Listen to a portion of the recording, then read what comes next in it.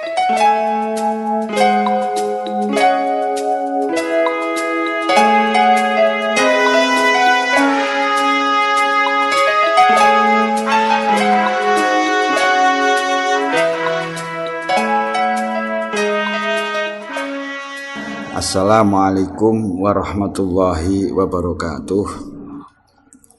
Bismillah, alhamdulillah, wa syukurillah, wassalatu wassalamu ala rasulillah, amma ba'd. Para santri digital yang saya muliakan, alhamdulillah kesempatan kali ini kita bisa bertemu lagi dalam pengajian digital yang diselenggarakan oleh Pondok Pesantren Asrama Pelajar Islam Asri, yang pada pertemuan kali ini kita akan melanjutkan mengkaji kitab Wasiatul Mustafa. Semoga pengajian-pengajian kita yang minggu-minggu kemarin atau yang pertemuan-pertemuan yang sudah kita laksanakan sedikit banyak membuka wawasan bagi kita semua, dan juga semoga bisa menjadikan pedoman hidup kita di dalam kehidupan bernegara, bermasyarakat, dan juga dalam keagamaan kita semua. Para santri digital yang saya muliakan, untuk itu mari kita lanjutkan pengajian kitab Wasiatul Mustafa yang pada pertemuan kali ini kita masih membahas pentingnya mencari perkara atau rezeki yang halal dan berbahayanya ketika kita mendekati perkara-perkara yang haram. Langsung saja mari kita mulai. Bismillahirrahmanirrahim. Qala al-musannifu rahimahullahu ta'ala wa nafa'ana bihi wa bi ulumihi wa bi karamati fid darain amin. Bismillahirrahmanirrahim. Ya Aliyu, la yazalul mu'minu fi ziyadatin fi dinihi ma lam ya'kul haram wa man faraqal ulama'a mata qalbu wa miya an ta'atillah. Gusti Rasul Kanjeng Nabi Muhammad sallallahu alaihi wasallam berwasiat kepada Sayyidina Ali yang kurang lebih artinya, ya Ali, kualitas agama seorang mukmin senantiasa bertambah selama dia tidak mengkonsumsi barang haram.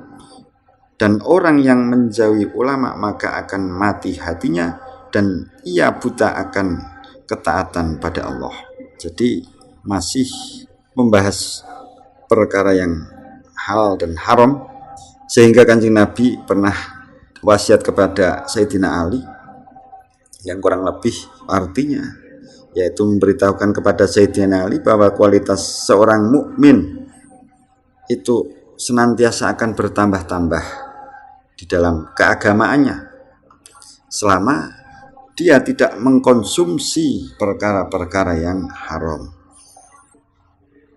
Jadi kualitasnya atau mutunya seseorang mukmin itu akan senantiasa bertambah-tambah selama dia tidak mengkonsumsi perkara-perkara yang haram. Otomatis kalau orang itu memakan perkara atau barang yang haram, otomatis kualitasnya tidak akan bertambah atau mungkin justru akan menurun. Dan selanjutnya memang faraqul ulama mata qalbu, dan seseorang yang menjauhi ulama maka orang tersebut akan mati hatinya dan ia buta akan ketaatan kepada Allah.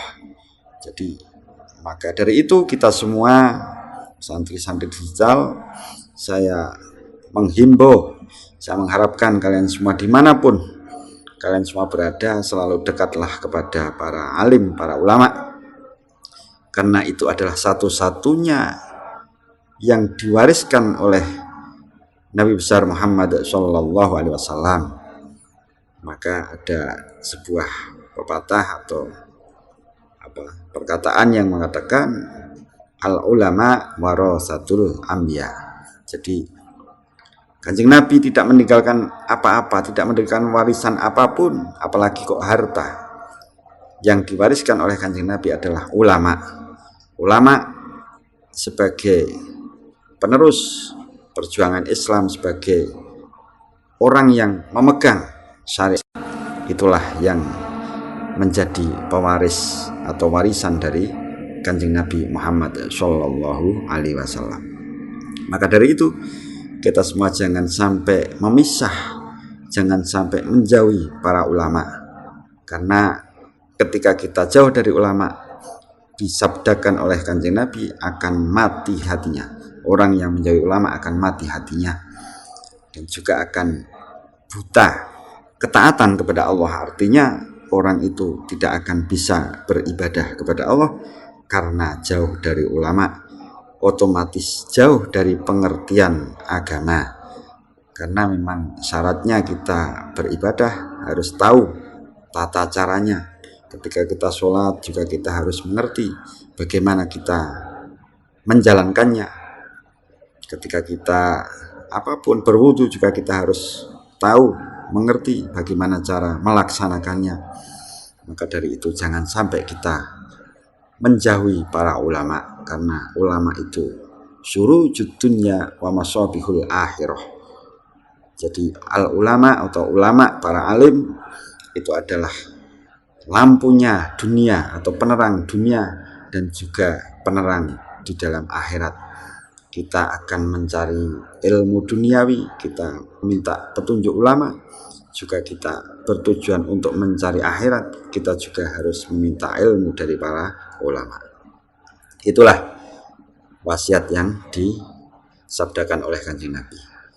Selanjutnya, ya Aliyu man qara'al Qur'ana walam yukhilla halalahu walam yuharrim haramahu kana minal ladzina nabadzu kitaballahi wara'a zuhurihim. Yang kurang lebih artinya Kanjeng Nabi bersabda, wahai Ali, barang siapa yang membaca Al-Quran tapi ia tidak menghalalkan kehalalannya dan tidak mengharamkan keharamannya, maka ia termasuk orang-orang yang membuang Al-Quran di belakang punggungnya. Jadi di sini dimaksudkan agar kita semua di dalam membaca Al-Quran, kita tidak hanya membaca, tapi kita juga harus mau melaksanakan apa yang menjadi sabda-sabda Allah Subhanahu wa taala di dalam Al-Qur'an atau kalamullah. Kita laksanakan sebaik-baiknya, sebisa mungkin, semampu kita, agar supaya kita semua tidak termasuk apa yang disabdakan oleh Kanjeng Nabi, orang yang membuang Al-Qur'an di belakang punggungnya. Santri digital yang saya muliakan, itulah pelajaran pertama dari kitab Wasiatul Mustafa yang membahas tentang halal haram. Semoga kita semua bisa melaksanakannya, artinya bisa benar-benar mencari sesuatu atau rizki dari perkara-perkara yang bersih, yang halal, dan juga termasuk menjauhi perkara-perkara yang kotor atau yang haram. Karena termasuk ada sabda Nabi mengatakan, innallaha thayyibun la yuqbalu illa thayyibah, yang artinya kurang lebihnya sebetulnya atau sesungguhnya Allah itu bersih atau suci, jadi tidak akan diterima oleh Allah kecuali barang-barang atau perkara yang bersih.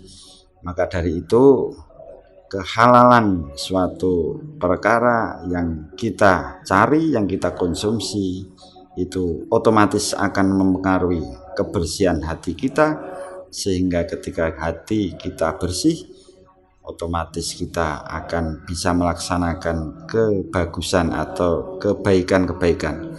Begitupun kalau perkara yang kita konsumsi atau yang kita makan itu dari perkara atau barang yang haram atau yang kotor, otomatis juga akan mempengaruhi hati kita, sehingga kita akan mudah untuk melaksanakan kemaksiatan atau kejelekan.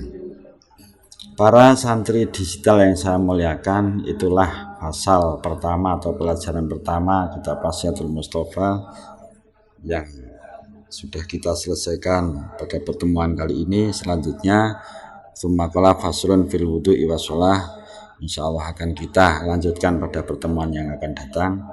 Kurang lebihnya mohon maaf, saya akhiri. Wallahul muwaffiq ila aqwamit thoriq. Wassalamualaikum warahmatullahi wabarakatuh.